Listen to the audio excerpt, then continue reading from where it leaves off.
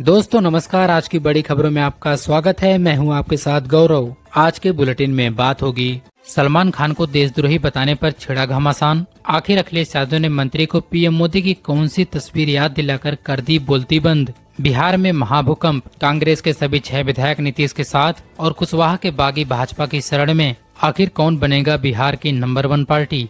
मायावती के 70वें जन्मदिन पर अखिलेश की बधाई और योगी की दुआ। लेकिन बसपा सुप्रीमो के तीखे प्रहारों ने क्यों उड़ा दी विरोधियों की नींद। सुप्रीम कोर्ट में ममता सरकार को कड़ी फटकार। आखिर क्यों अदालत ने पूछा कि क्या हाई कोर्ट को जंतर मंतर बना दिया है। ट्रंप का विजय स्ट्राइक और पाकिस्तान को लगा महाझटका। आखिर 75 देशों की लिस्ट में भारत क्यों नहीं, और क्या अब चकनाचूर हो जाएगा यूएस ड्रीम। लेकिन इन तमाम बड़ी खबरों से पहले एक नजर आज की सुर्खियों पर। शिवपाल का वार, बेईमान है भाजपा सरकार, 2027 में उखाड़ फेंकने का ऐलान। सपा नेता शिवपाल सिंह यादव ने भाजपा सरकार पर सीधा हमला बोलते हुए उसे बेहद बेईमान करार दिया है। उन्होंने कहा कि भाजपा की नीतियों ने देश को विकास के मामले में बहुत पीछे धकेल दिया है, जहां गरीब और किसानों की सुध लेने वाला कोई नहीं है। शिवपाल यादव ने हुंकार भरते हुए कहा कि अब समय आ गया है कि जनता एकजुट हो और 2027 में सरकार को सत्ता से बाहर का रास्ता दिखाए। उन्होंने साफ कर दिया कि सपा का एकमात्र लक्ष्य 2027 में पूर्ण बहुमत की सरकार बनाना और भाजपा को उखाड़ फेंकना है। उभरता भारत दुनिया की तीसरी सबसे बड़ी अर्थव्यवस्था बनने की ओर पीएम मोदी का बड़ा दावा। प्रधानमंत्री नरेंद्र मोदी ने वैश्विक मंच पर भारत की बढ़ती आर्थिक शक्ति का जिक्र करते हुए कहा कि आज भारत दुनिया की सबसे तेज बढ़ती अर्थव्यवस्था है। उन्होंने देश की उपलब्धियों को गिनाते हुए बताया कि भारत का यूपीआई सिस्टम दुनिया का सबसे बड़ा डिजिटल पेमेंट नेटवर्क बन चुका है। इसके अलावा भारत दुनिया का सबसे बड़ा वैक्सीन निर्माता और दूसरा सबसे बड़ा स्टील उत्पादक देश है। प्रधानमंत्री ने यह भी रेखांकित किया कि भारत में दुनिया का तीसरा सबसे बड़ा स्टार्टअप इकोसिस्टम, तीसरा सबसे बड़ा एविएशन मार्केट और दुनिया का चौथा सबसे बड़ा रेल नेटवर्क है। साथ ही मेट्रो रेल नेटवर्क के मामले में भारत दुनिया में तीसरे स्थान पर काबिज हो गया है। ईरान संकट, फंसे 12,000 भारतीयों को निकालने की तैयारी, सरकार ने जारी की एडवाइजरी। ईरान में बिगड़ते हालातों के बीच वहां फंसे करीब 12,000 भारतीय नागरिकों की सुरक्षा को लेकर भारत सरकार हाई अलर्ट पर है। सरकार ने भारतीयों के लिए हाई एडवाइजरी जारी कर सुरक्षा को अपनी पहली प्राथमिकता बताया है। हालांकि इंटरनेट पाबंदी और उड़ानों की कमी के कारण रेस्क्यू ऑपरेशन एक बड़ी चुनौती बना हुआ है। सूत्रों के मुताबिक भारतीयों को सुरक्षित निकालने के लिए सरकार चार्टर्ड फ्लाइट्स, विशेष कूटनीतिक अनुमति और पड़ोसी देशों के हवाई मांगों को जैसे विकल्पों पर विचार कर रही है। इस पूरे मिशन में कई सौ करोड़ रुपए खर्च होने का अनुमान है, लेकिन सरकार हर हाल में अपने नागरिकों की सुरक्षित वापसी के लिए रणनीति तैयार कर रही है। सेना दिवस पर राजनाथ सिंह का सलाम, जवानों के अदम्य साहस और सर्वोच्च बलिदान को किया नमन। 78वें सेना दिवस के ऐतिहासिक अवसर पर रक्षा मंत्री राजनाथ सिंह ने भारतीय सेना के वीर जवानों और उनके परिवारों को हार्दिक शुभकामनाएं दी हैं। सोशल मीडिया पर जवानों के साथ तस्वीरें साझा करते हुए उन्होंने राष्ट्र की सेवा में उनके अटूट समर्पण की सराहना की। रक्षा मंत्री ने अपने संदेश में साफ कहा कि पूरा देश सेना के अदम्य साहस, सर्वोच्च बलिदान और भारत की संप्रभुता व अखंडता की रक्षा के प्रति उनकी प्रतिबद्धता को गर्व के साथ सलाम करता है। उन्होंने स्पष्ट किया कि भारतीय सेना का शौर्य प्रेरणा का स्रोत है और देश उनकी सुरक्षा के प्रति सदैव आभारी रहेगा। ट्रंप परिवार और पाकिस्तान के बीच बड़ी डील, क्रिप्टो करेंसी को लेकर हुआ ऐतिहासिक समझौता। डोनाल्ड ट्रंप के परिवार ने क्रिप्टो करेंसी के क्षेत्र में पाकिस्तान के साथ एक बड़ा समझौता कर वैश्विक बाजारों को चौंका दिया है। ट्रंप परिवार से जुड़ी crypto currency company world liberty financial ने इस डील पर मुहर लगाई है। इस समझौते के तहत वर्ल्ड लिबर्टी की सहयोग company SSC financial technologies Pakistan के केंद्रीय बैंक के साथ मिलकर काम करेगी। यह रणनीतिक गठबंधन पाकिस्तान के वित्तीय तंत्र में डिजिटल करेंसी और ब्लॉकचेन तकनीक के विस्तार में अहम भूमिका निभाएगा। अमेरिका के आगामी राजनीतिक और आर्थिक परिदृश्य के बीच ट्रंप परिवार के इस कदम को अंतर्राष्ट्रीय व्यापारिक हलकों में बेहद महत्वपूर्ण माना जा रहा है। ये तो थी सुर्खियां। अब बात करते हैं आज की सबसे बड़ी खबरों की। सलमान खान को देशद्रोही बताने पर छिड़ा घमासान। अखिलेश यादव ने मंत्री रघुराज सिंह को याद दिलाई प्रधानमंत्री की पतंगबाजी। बोले कहीं दिल्ली तक बात पहुंची तो डोर कट न जाए। उत्तर प्रदेश की योगी सरकार में दर्जा प्राप्त मंत्री ठाकुर रघुराज सिंह के एक विवादित बयान ने सियासी पारा चढ़ा दिया है। मंत्री ने फिल्म अभिनेता सलमान खान को देशद्रोही बता दिया, जिस पर समाजवादी पार्टी के मुखिया अखिलेश यादव ने तीखा पलटवार किया है। अखिलेश यादव ने सोशल मीडिया पर मंत्री के सामान्य ज्ञान पर सवाल उठाते हुए उन्हें पुरानी तस्वीरें याद दिलाई।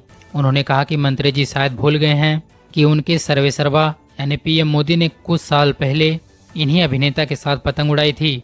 अखिलेश ने चुटकी लेते हुए कहा कि कहीं यह बयान दिल्ली तक पहुंच गया तो मंत्री जी की कुर्सी की डोर न कट जाए। सपा प्रमुख ने आरोप लगाया कि शायद मंत्री जी को अपनी छटनी की भनक लग गई है, इसलिए वे चर्चा में बने रहने के लिए जानबूझकर ऐसे विवादित बयान दे रहे हैं।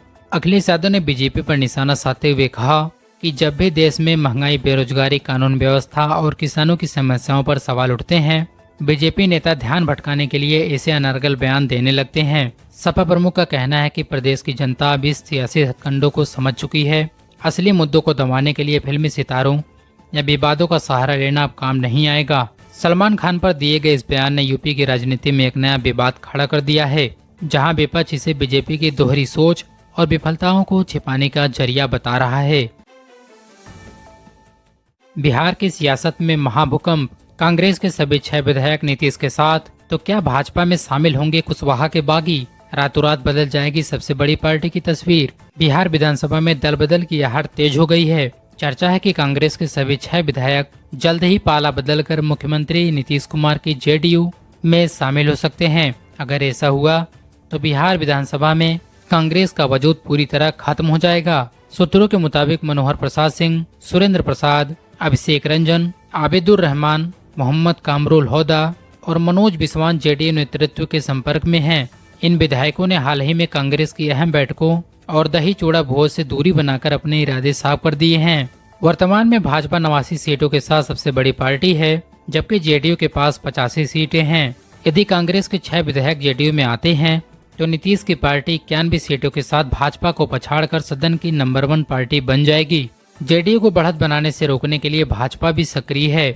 खबर है कि उपेंद्र कुशवाहा की पार्टी आरएलएम के 4 में से 3 विधायक भाजपा के संपर्क में हैं।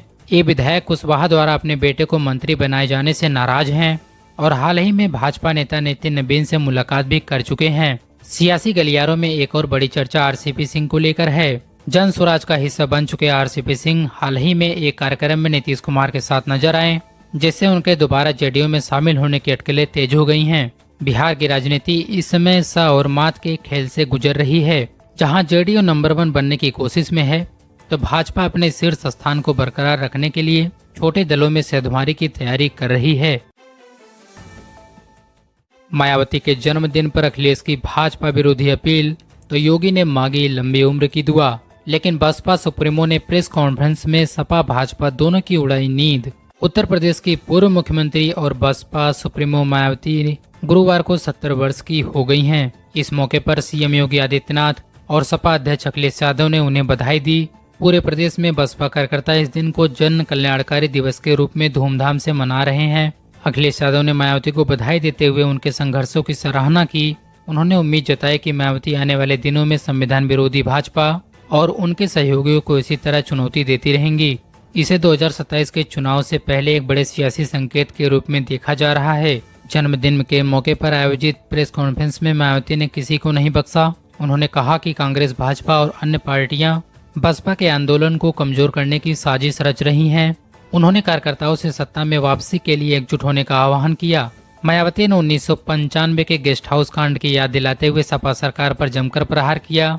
उन्होंने कहा कि सपा के शासन में गुंडों और माफियाओं का राज था और दलितों का सबसे ज्यादा शोषण हुआ। उन्होंने अखिलेश के पीडीए फार्मूले पर तंज कसते हुए कहा कि सपा में सिर्फ एक खास समुदाय का फायदा होता है। मायावती ने ब्राह्मण समुदाय को आगाह करते हुए कहा कि भाजपा, सपा और कांग्रेस केवल इनका इस्तेमाल करती हैं। उन्होंने दावा किया कि केवल बसपा शासन में ब्राह्मणों को उचित सम्मान और सुरक्षा मिली थी और सत्ता में वापसी पर इसे फिर से बहाल किया जाएगा। मायावती के 70वें जन्मदिन ने यूपी की सियासत में हलचल पैदा कर दी है।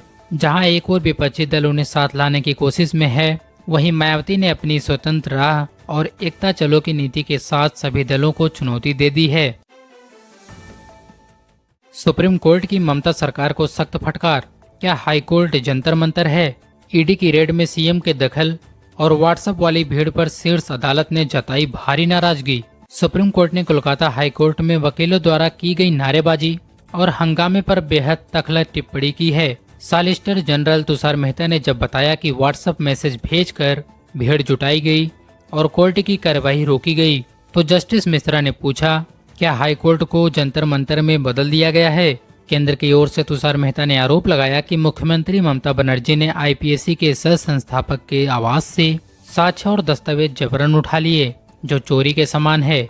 उन्होंने बंगाल के डीजीपी राजीव कुमार और अन्य शीर्ष अधिकारियों को तुरंत निलंबित करने की मांग की है। ममता बनर्जी की ओर से वरिष्ठ वकील कपिल सिब्बल ने दलील दी कि 2026 के चुनाव करीब हैं और ईडी जानबूझकर पार्टी का गोपनीय चुनावी डेटा, उम्मीदवारों की सूची और रणनीतियां चुराने की कोशिश कर रही है। उन्होंने पूछा कि 2024 के मामले में ईडी 2026 में अचानक सक्रिय क्यों हुई। जब सिब्बल ने नोटिस जारी न करने का आग्रह किया तो पीठ ने साफ कहा कि अगर ईडी की मंशा डेटा चुराने की होती तो वे ले चुके होते। कोर्ट ने मामले की गंभीरता को देखते हुए स्पष्ट किया, आप हमें नोटिस जारी करने से नहीं रोक सकते। ये सारा विवाद 8 जनवरी को आईपीएसी के ठिकानों पर हुई छापेमारी से शुरू हुआ था। ईडी का दावा है कि कोयला तस्करी मामले की जांच के दौरान मुख्यमंत्री ने छापेमारी में बाधा डाली, जबकि टीएमसी इसे चुनावी साजिश बता रही है। सुप्रीम कोर्ट के कड़े रुख से साफ है कि वह न्यायिक प्रक्रिया में किसी भी तरह के राजनीतिक या बाहरी हस्तक्षेप को बर्दाश्त नहीं करेगा, जिससे आने वाले दिनों में बंगाल प्रशासन की मुश्किलें बढ़ सकती हैं। पाकिस्तानी जनरल को फेवरेट बताने वाले ट्रंप ने रातों रात दिया महाझटका। 75 देशों के लिए अमेरिका के दरवाजे बंद। जानिए क्यों पाकिस्तानियों का ग्रीन कार्ड वाला सपना अब चकनाचूर हो गया है। अमेरिकी राष्ट्रपति डोनाल्ड ट्रंप ने अपनी नई इमिग्रेशन पॉलिसी के तहत पाकिस्तान समेत 75 देशों के नागरिकों के लिए अप्रवासी वीजा की प्रोसेसिंग पर अनिश्चितकालीन रोक लगा दी है। यह आदेश 21 जनवरी 2026 से प्रभावी हो जाएगा, जिससे पाकिस्तानियों के अमेरिका में अस्थायी रूप से बसने के मंसूबों पर पानी फिर गया है। अभी कुछ समय पहले ट्रंप ने पाकिस्तान के आर्मी चीफ असीम मुनीर को माई फेवरेट जनरल और हाईली रिस्पेक्टेड कहा था। इन शाबाशियों से गदगद पाकिस्तान को लगा था कि ट्रंप उनके संकट मोचन बनेंगे, लेकिन 14 जनवरी के इस आदेश ने इस्लामाबाद को गहरे सदमे में डाल दिया है। अमेरिकी स्टेट डिपार्टमेंट के अनुसार यह फैसला पब्लिक चार्ज नियम के तहत लिया गया है। ट्रंप प्रशासन का मानना है कि इन 75 देशों के प्रवासी अमेरिकी अर्थव्यवस्था पर बोझ बन रहे हैं और वहां के कल्याणकारी संसाधनों का अनुचित लाभ उठा रहे हैं। जब तक समीक्षा पूरी नहीं होती तब तक अस्थायी निवास से जुड़ी सभी प्रक्रियाएं रुकी रहेंगी। इस बैन का सीधा असर उन लोगों पर पड़ेगा जो परिवार, नौकरी या मंगेतर श्रेणी के तहत अमेरिका में बसना चाहते थे। अब पाकिस्तानी नागरिक अमेरिका में अस्थायी नौकरियां नहीं पा सकेंगे और न ही अपने परिवार के पास हमेशा के लिए जा पाएंगे। हालांकि यह रोक फिलहाल अस्थायी टूरिस्ट और बिजनेस वीजा पर लागू नहीं होगी। खास बात यह है कि ट्रंप की इस 75 देशों वाली नो एंट्री की लिस्ट में भारत शामिल नहीं है। अमेरिका ने भारत को इमिग्रेंट वीजा जारी रखना जारी रखा है, जिससे पाकिस्तान में अब इस बात पर चर्चा तेज हो गई है कि अच्छे संबंधों के बावजूद ट्रंप ने उन्हें ईरान, रूस और अफगानिस्तान जैसे देशों की श्रेणी में क्यों डाल दिया। पाकिस्तान के विदेश मंत्रालय ने इस कार्रवाई को अभूतपूर्व बताया है। ट्रंप का यह वीजा पास साफ संकेत है कि अमेरिकी फर्स्ट की नीति में अब किसी भी देश की दोस्ती नागरिकों को ग्रीन कार्ड दिलाने की गारंटी नहीं है। आज के इस बुलेटिन में बस इतना ही। देश दुनिया की तमाम बड़ी खबरों के लिए आप देखते रहिए श्री की वीडियो।